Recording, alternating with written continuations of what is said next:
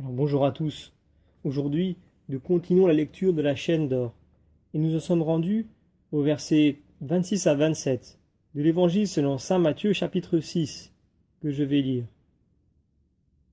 Regardez les oiseaux du ciel, qui ne sèment ni ne moissonnent et n'amassent rien dans des greniers, et votre Père céleste les nourrit.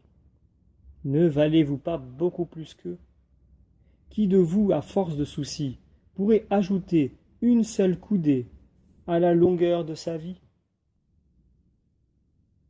Et tout de suite, nous commençons avec un commentaire de saint Jean Chrysostome.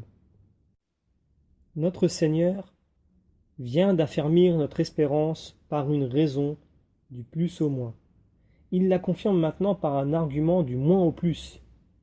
Considérez les oiseaux du ciel, ils ne sèment ni ne moissonnent. Et maintenant nous tirons un commentaire de saint Augustin, de l'ouvrage du Travail des moines au chapitre 23, où il dit ceci.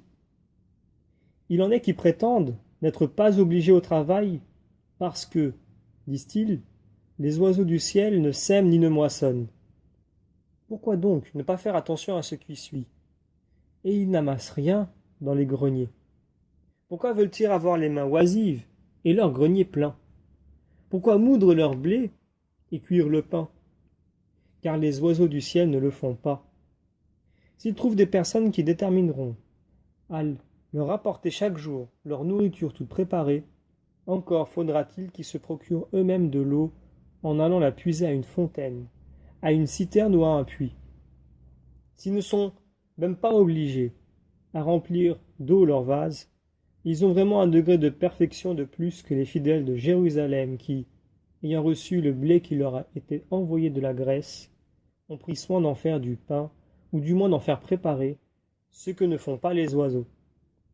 On ne peut pas assujettir à ne rien réserver pour le lendemain ceux qui se séparent pour longtemps du commerce des hommes, sans aucune relation avec eux, et qui s'enferment pour vivre, appliqués tout entier à la prière. On peut dire même que plus leur perfection est grande, plus leur conduite diffère de celle des oiseaux. Si donc notre Seigneur prend les oiseaux pour terme de comparaison, c'est pour ne laisser à personne la pensée que Dieu puisse refuser le nécessaire à ses serviteurs, puisque sa providence s'étend jusque sur les oiseaux.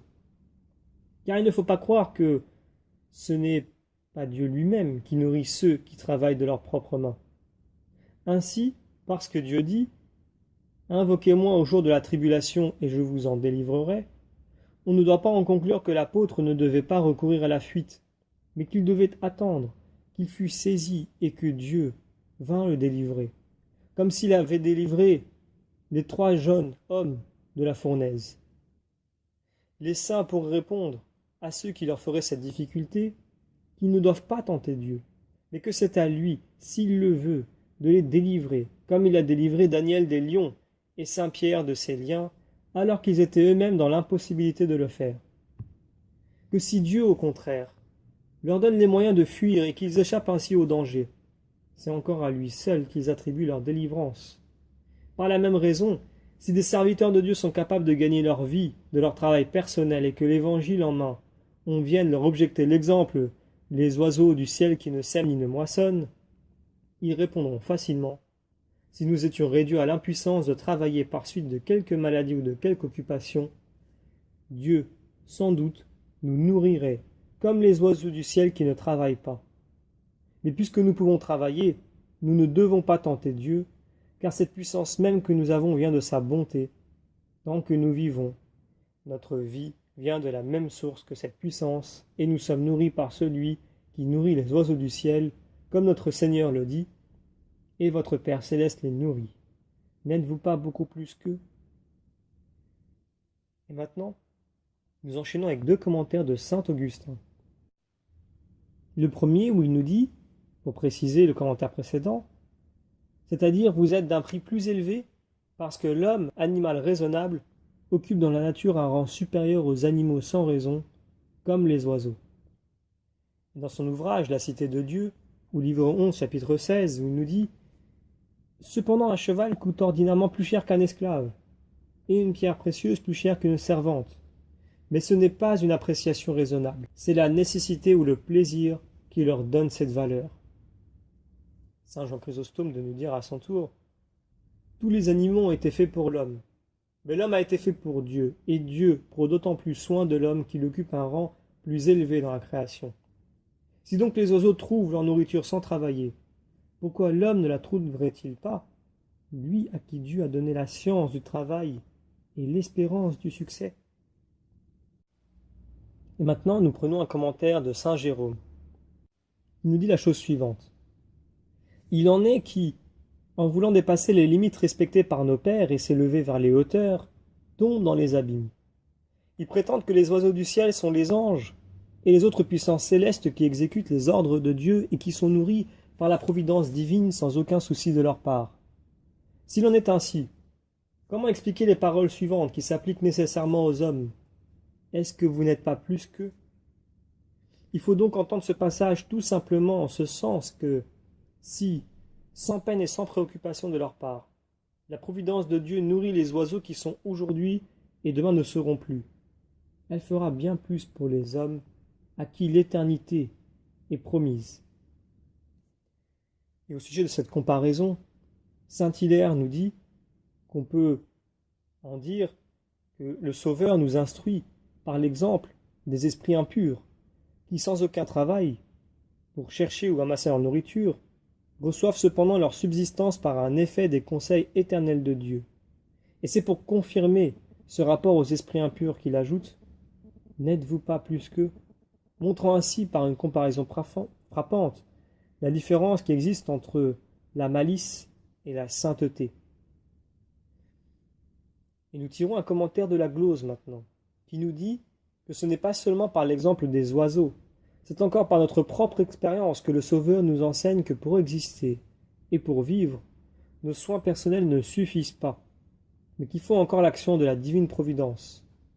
Qui donc d'entre vous peut ajouter par son intelligence une coudée à sa taille, nous dit l'Écriture? Saint Jean Chrysostome complète, et il dit que c'est Dieu qui chaque jour donne l'accroissement à votre corps sans que vous puissiez vous en rendre compte. C'est donc la providence de Dieu travaille tous les jours en vous à l'accroissement de votre corps. Comment restera-t-elle inactive devant de véritables nécessités? Mais comment vous-même, si tous les efforts de votre pensée ne peuvent ajouter la plus petite partie à votre corps, pourrez-vous le sauver tout entier? Et saint Augustin d'ajouter encore à son tour: ou bien ces paroles se rapportent à ce qui suit de cette manière. Une preuve que ce n'est pas votre sollicitude qui a fait parvenir votre corps à sa taille actuelle, c'est que, même quand vous le voudriez, vous ne pourriez lui ajouter une coudée. Laissez donc le soin de courir votre corps à celui qui a su lui donner une taille plus élevée. Et saint Hilaire d'ajouter: de même, qui s'est servi de l'exemple des esprits pour appuyer notre foi en la providence à l'égard des nécessités de la vie, ainsi, c'est en invoquant l'opinion commune qui nous fait connaître l'état qui nous attend après la résurrection. Puisque Dieu doit un jour ressusciter tous les corps qui ont en vie et en ramener la diversité à l'unité d'un homme parfait, et que seul il peut ajouter à la taille de chacun une, deux ou trois coudées, n'est-ce pas lui faire outrage que d'être inquiet à l'égard du vêtement, c'est-à-dire de l'extérieur de notre corps, alors qu'il doit ajouter à la taille de tous les corps humains ce qui sera nécessaire pour établir l'égalité entre tous les hommes? Et maintenant, nous terminons avec un commentaire de saint Augustin, de son ouvrage de la Cité de Dieu, où il nous dit que si le Christ est ressuscité avec cette taille qu'il avait au moment de sa mort, on ne peut dire qu'au jour de la résurrection générale, il paraîtra avec une taille gigantesque, différente de celle qui était connue des apôtres. Si au contraire nous prétendons que tous les corps d'une taille plus grande ou plus petite seront élevés ou raccourcis à sa taille, un grand nombre de corps perdront de leur volume, contrairement à la promesse qui nous a faite que pas un cheveu de notre tête ne périrait. Disons donc que chacun ressuscitera avec la taille qu'il avait dans sa jeunesse, s'il est mort dans un âge avancé, et avec celle qu'il aurait eue s'il est mort auparavant. L'apôtre n'a pas dit dans la mesure de la taille, mais dans la mesure de l'âge parfait du Christ. Éphésiens chapitre 4, verset 13. Parce qu'en effet, ressusciteront dans cet âge de jeunesse et de force auquel nous savons que le Christ est parvenu, tous les corps. Nous terminons donc ici la lecture des commentaires compilés par saint Thomas d'Aquin sur l'Évangile selon saint Matthieu, chapitre 6, versets 26 à 27.